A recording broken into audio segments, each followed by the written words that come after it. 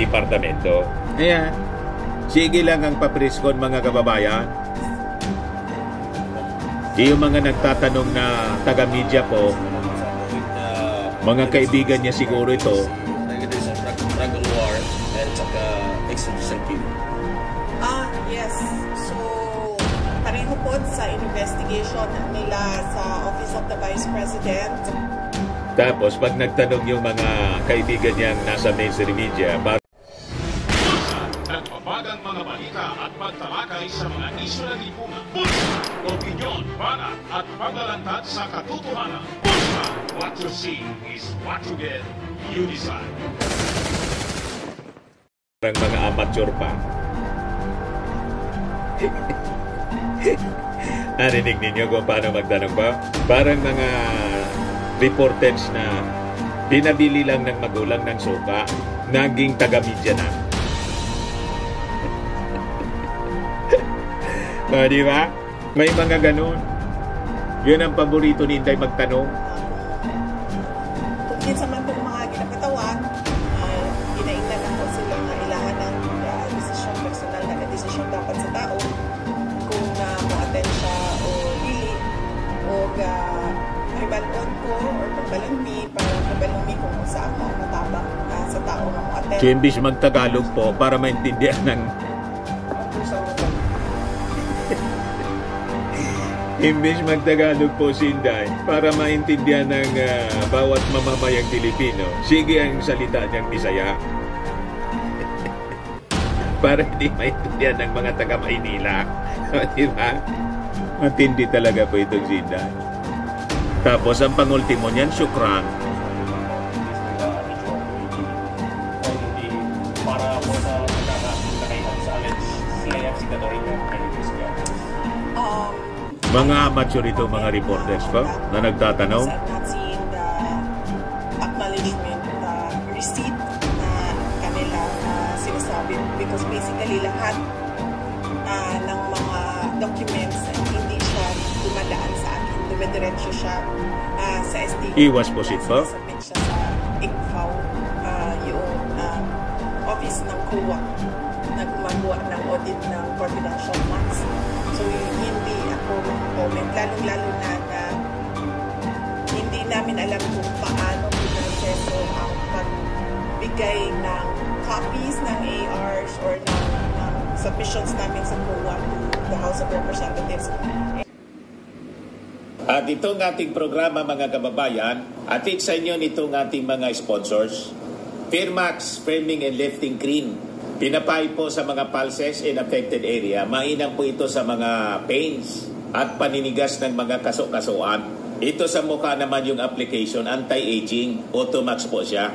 Ito ay Glow 60 mga kababayan. Whitening po siya. Made in South Korea. Ito naman po, Ningxia Red Mix Fruit Drink. Gawa po siya sa goji berry. May anti-cancer properties po siya. At sa mga nagana po ng malinis and spacious fitness gym, pumunta lang po kayo sa aming Colossal Fitness Gym. May Grab car rental din po kami. At bills payment po sa aming office. At saka sa mga mahilig po sa mga imported bags, manood po kayo sa live selling ni Madam Eileen Rosales sa kanyang Eileen Closet po. Pati mga shoes, ito yung kanya po. Ito yung kanyang page. Kita ninyo, napakagandang mga online selling po siya. Si Madam Eileen Rosales. Cellphone number niya po, 773-798-7816. Nandita sa mga DDS. Evil practice nga po. Disorder and evil practice. Yan ang kasama po ng inggit.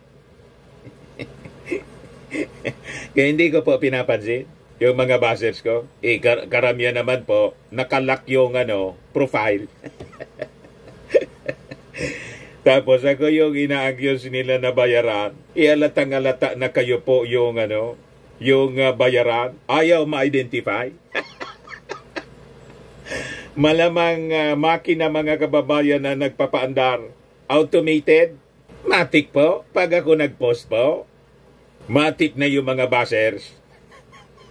Pare-parehas yung mga sinasabi. hoping na madi-discourage nila ako. Sabi ko nga po, ako, close to 40 years na nagpa-practice ng aking profesyon na journalist. Influencer po ako. Asa pa kayo na ma-influensya ninyo ako? Sa lawak na ng ating pinagdaanan mga kababayan, experience sa journalism, sa pagiging taga-media, asa pa kayo na mapapadiscourage ninyo ako? Diba? At alam natin yung tama at mali. But before ko mga kababayan ibigay sa inyo yung full story ng mga balitang yan, hindi na nakatiis si Martin. Kasi tinanong sa kanya. Siguro kung hindi man siya tinanong, kahapon nung pumunta siya rito mga kababayan, hindi man siya magsasalita. Pero tama rin. May tamang panahon sa pagsasalita. Tama po? Sumusobra na kasi sila. Pero pa-victim. Before ko mga kababayan ibigay sa inyo yung full story, click subscribe muna dito sa ating YouTube channel and hit the notification bell para lagi po kayong updated sa mga kaganapan dito sa ating bansa. Like and share na rin po ninyo ng ating video. At huwag na rin po ninyo na skip yung ating mga commercial ads para tuloy-tuloy lang ang pag-unlad ng Bagong Pilipinas. And sino ang nag-handle noong mga documents? May isa pang follow-up. Very simple yung dapat gawin, Inday. Isama niya kung sinong gumawa ng resibo. Di ba? Kung wala siyang itinatago, yung sumulat noon, kaya nga gagawin ng Congress. Iko-commission nila yung mga experts po sa sa handwriting experts para i-examine po. Kasi tingin nila mga kababayan, pag tinignan mo yung pirma po, saka yung stroke ng pakasulat po, iisa yung gumawa.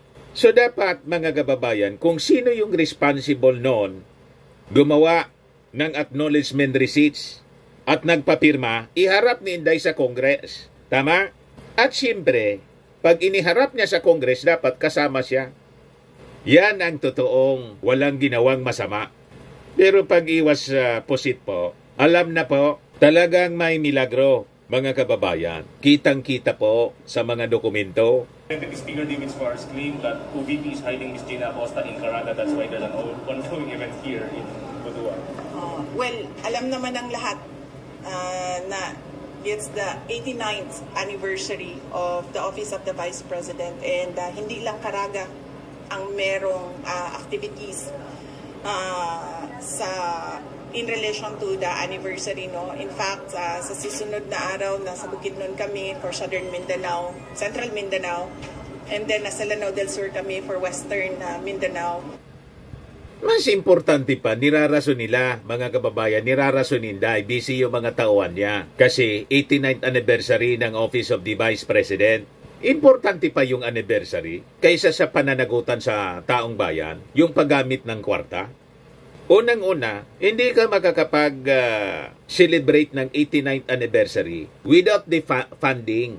Without the funding na galing po sa taong bayan. And the very existence ng Office of the Vice President will be nothing without the support ng ating mga mamamayang Filipino. So inuna pa niya yung okasyon ng anniversary kaysa sa pananagutan sa taong bayan na dapat muna niyang ipaliwanag. At saka pwede naman niyang pagsabayin. Kaya lang, pag ayaw, kasi may iniiwasan, maraming palusot. Maraming dahilan. Tama po? Napakalinaw, mga kababayan. Kaya hindi ito pwede. Napaintulutan natin na mangyaring muli. And then, for BARM. Sorry ka sa 2028. Nasa Isabela City kami for Western Mindanao. And then meron din kami sa Cebu, meron din kami sa Leyte, meron din kami sa Ifugao. All these were planned and prepared last year when we proposed our budget in relation to our Thanksgiving activities, in relation to our anniversary. November 15 yung anniversary. Pero before and after. So more na dapat siyang magpaliwanag kasi yung budget na ginagamit niya para dito sa 89th anniversary ng Office of the Vice President galing po sa mamamayang Filipino nang may power of the purse yung Kongreso. Tama pa? Tigas ng ulo ni Inday. Hindi po pwede sa public office ang ganyang ori ng tao po. Guys, latest story po ng SW Gusto lang magastos, ayaw magpaliwanag kung paano ginastos. May posibilidad ba na sa presidential election magtandibang Sara Tulfo? Any reaction mo? Politika na. Sir, wala ko magugoy. Sa ngayon, hindi ko pa iniisip yung 2028 election. Dahil napakaraming nangyayari araw-araw, hindi natin alam kung anong mangyayari bukas. At Maniwala man hindi iniisip. Tatakbo ba ako sa 2028? Pero sa lahat ng mga nagtatanong, simula noon hanggang ngayon, sinasabi ko sa kanila, I think for a presidential candidate, the perfect time to decide would be December of 2026, the year before filing ng candidacy. Assuming automated siya, filing of candidacy sa 2027, yun siguro yung perfect time para sa mga kandidato na mag-decide kung tatakbo sila. Next question, Sir Ben. Majik Efa. VP Inday, anong mangyayari sa 200 na mga personnel if Ayan po. matuloy na mawalan sila ng trabaho? Actually, sir, estimate lang man to nako, no? Wala yung kibalo exactly kung pila yun ang mawalaan ng trabaho. But definitely kung doon ay budget cut and ma-appeal tong portion dito nga naka-charge ang mga sweldo sa mga tao, doon ay mga mawalaan o trabaho. Ma'am, there's a follow-up from the OVP media. Pag nawalan ng trabaho, yung mga empleyado niya, ang responsible officer siya. Ang responsible officer po. Kasi nga po, she failed to defend her budget. Kasi nga po, hindi niya mapaliwanag kung paano niya ginastos yung unang budget na ibinigay sa kanya. So lahat ito po, responsibility niya. Ang may pananagutan po, siya. Ang dapat sisihin, siya lahat. Hindi po yung Kongreso. Parang yung magulang mga kababayan, nagbibigay ng allowance sa anak. Hindi responsible sa paggastos ng allowance yung anak. So inalisan o tinapyasan ng allowance. Sino ngayon yung may kasalanan? Yung magulang o yung anak? O di ba? Di ba yung anak ang may kasalanan? So by analogy, ganun po. Hindi yung sisisihin ninyo yung magulang. In this case, sisisihin niyo yung Congress. Kasi tinanggalan kayo ng budget at may mga mawawala ng trabaho. Iba ka nga yung mga empleyado dyan, mga kababayan, may regres piatos din.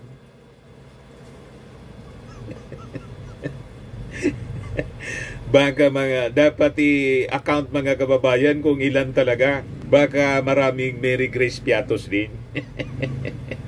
Ghost employees po. Philippine government's prison exchange agreement with Indonesia to secure the repatriation of Mary Jane Veloso. I cannot comment on that. I think the best person to comment on that would be the Department of Foreign Affairs. Likely sila yung gumawa ng negotiations and they know the details of the negotiations. I do not have personal knowledge of the details of the negotiation. Sir Lando, Roger Servicio. Yes, BP, sayang kayo nasugdan sa imong papa na si Tatay Digong. Katong project na to, Mindanao Railway, mo na ito'y paglaon sa taga Mindanao na muuswag ang Gulambong Mindanao pero gipahunong karon sa kasamtangang administrasyon. Ano sa imong Mindanao? Well, yes, sir, maupod na ang kuano. Yan din ang kinakasama ng loob ko dahil I ran on the platform of continuity and unity, particularly the Build program of the previous administration. Di man po pwedeng i-continue yung railway system dyan sa Mindanao nang kapalit po West Philippine Sea.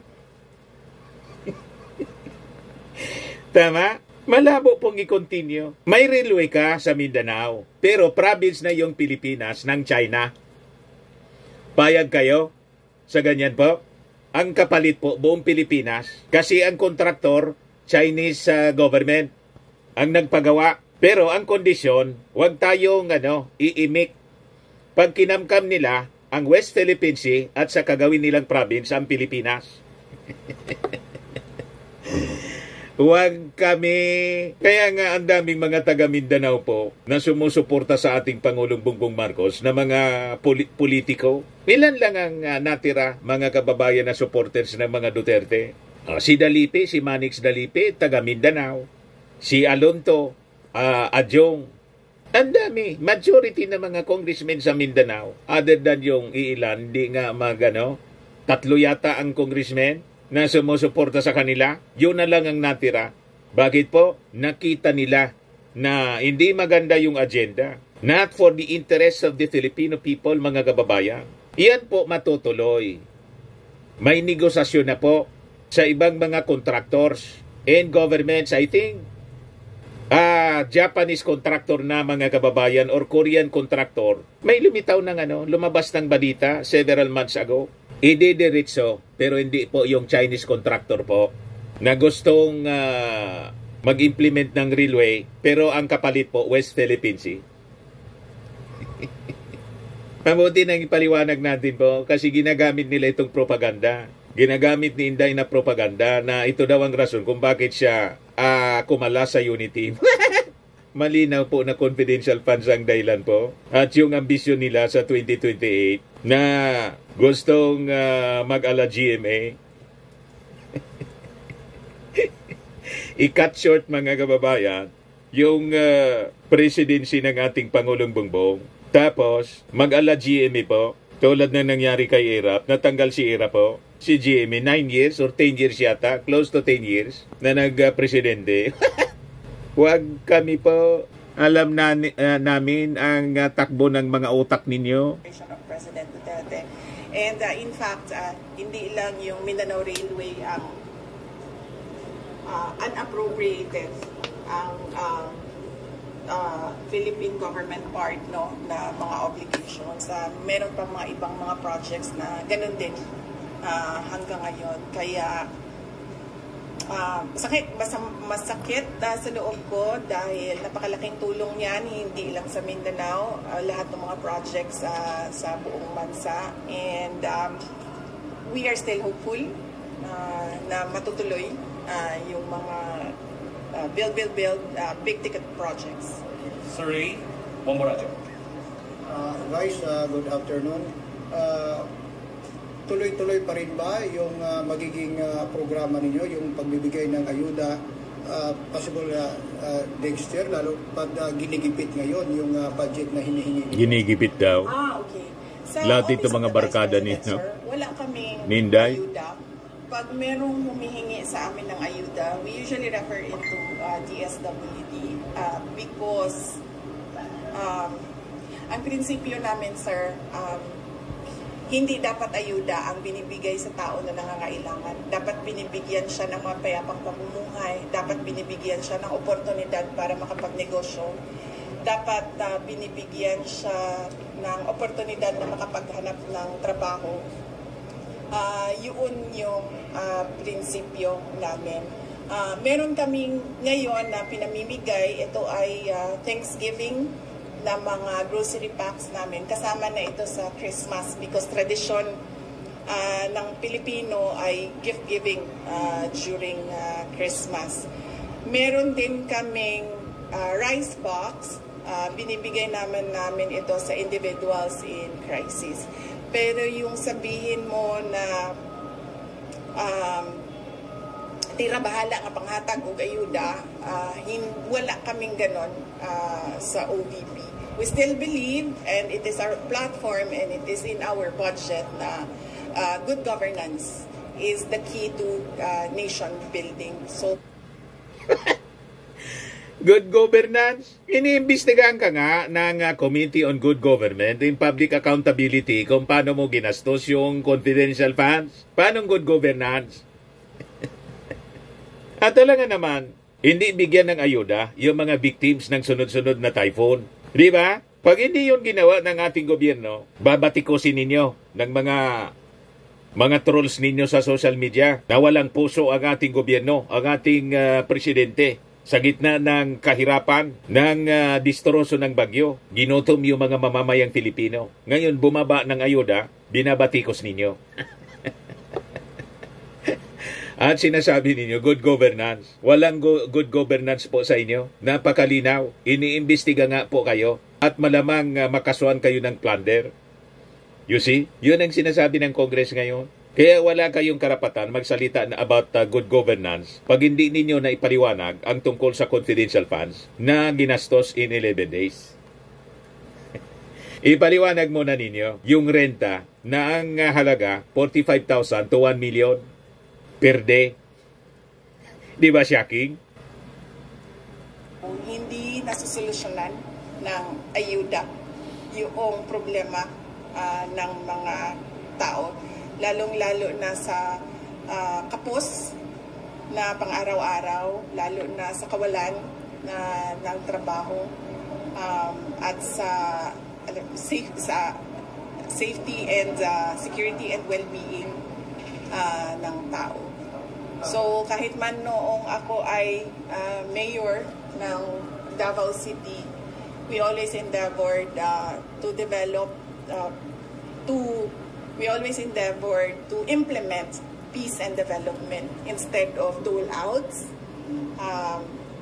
Isa pa po sa ako ang kuan nianing mga ayuda kay mura basyag kana ganing insulto sa kawadon sa taong murabag wala man ka 5,000 ray imuha humanata mura gingana ba nga sa pananaw nako ang trabaho sa gobyerno paniguraduhon nga dunay opportunity.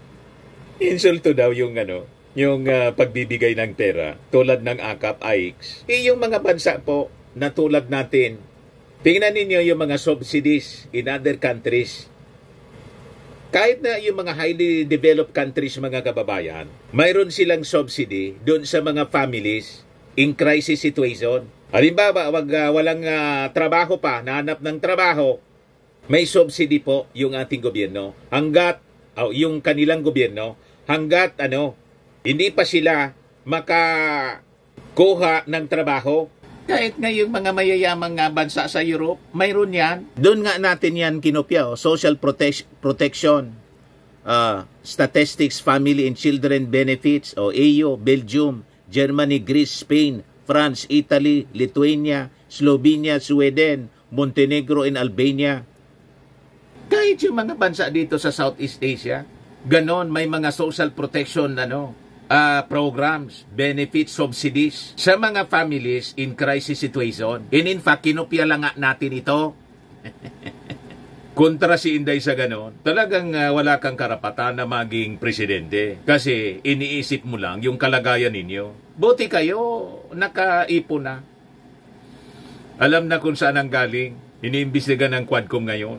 At ng Committee on Public Accountability and Good Governance. Iniimbestiga.